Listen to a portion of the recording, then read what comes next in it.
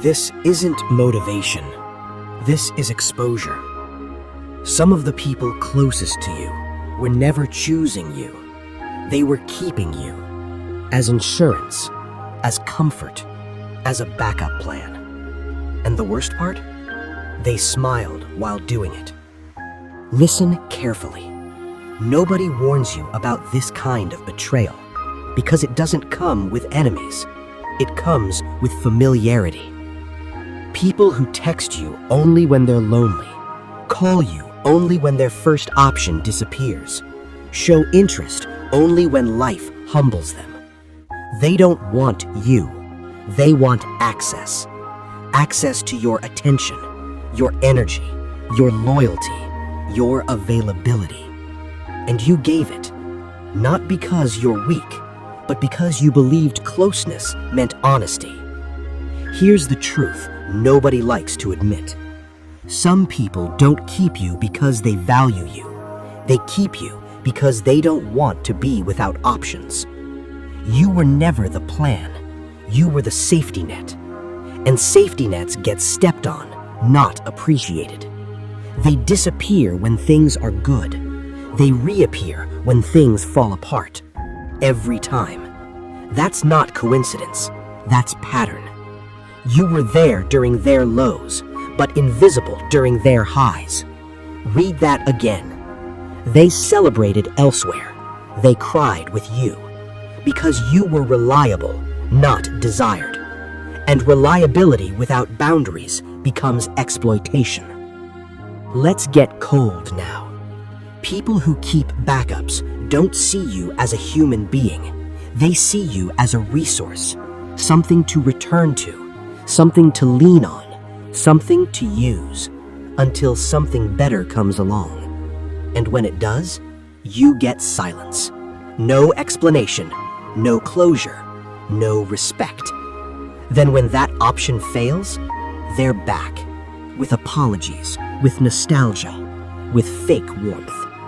And if you let them back in, you teach them something dangerous, that they'll always be there. Backups don't get commitment, they get convenience. And here's the savage truth. They didn't choose someone else because they were better than you. They chose someone else because you were too available. You stayed open.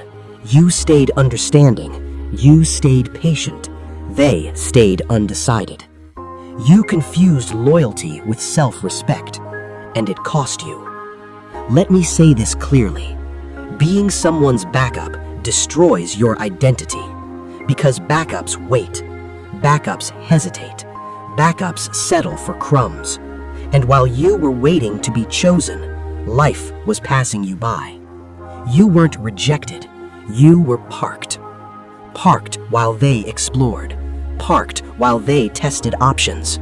Parked until they needed you again. That's not love. That's selfishness. And the reason it hurts so much is because deep down, you felt it. You felt the inconsistency, the hot and cold, the selective attention. But you ignored it, because hope is dangerous when you're attached. Here's the turning point most people miss.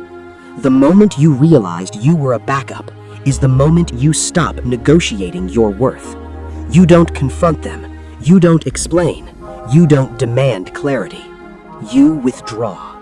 Because clarity already happened through behavior. Actions exposed everything words tried to hide. And once you see it, you can't unsee it.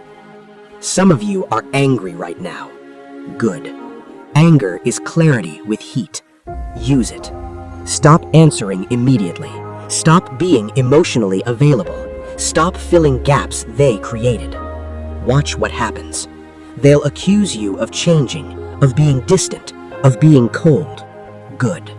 The version of you that was always there was easy to use. The new version is hard to access. And hard to access people are respected. Here's a hard pill. If someone only values you when they're losing someone else, they never valued you. You were emotional storage, not a priority. And priorities don't disappear when options appear. They stay. Backups get remembered when things go wrong. Chosen people get remembered always. You deserve to be chosen, not revisited. You deserve consistency, not convenience. You deserve effort, not excuses. And if someone can't offer that, they don't deserve access to you. Let them feel the absence. Let them feel what it's like to lose the person who was always there. Because consequences teach lessons, words never will. And listen carefully. Walking away from being a backup will cost you people. Good. Those people were costing you self-respect. You don't need everyone to choose you. You need to stop choosing people who won't choose you back. The strongest move you'll ever make is removing yourself from places where you're only wanted when it's convenient. No announcements, no drama, just distance. Silence is loud when someone was used to your presence, and that silence will either bring respect or reveal entitlement. Either way, you win. Because once you stop being a backup, your standards rise, your circle shrinks, your peace grows. And the next time someone comes into your life, you won't ask where you stand. You'll already know.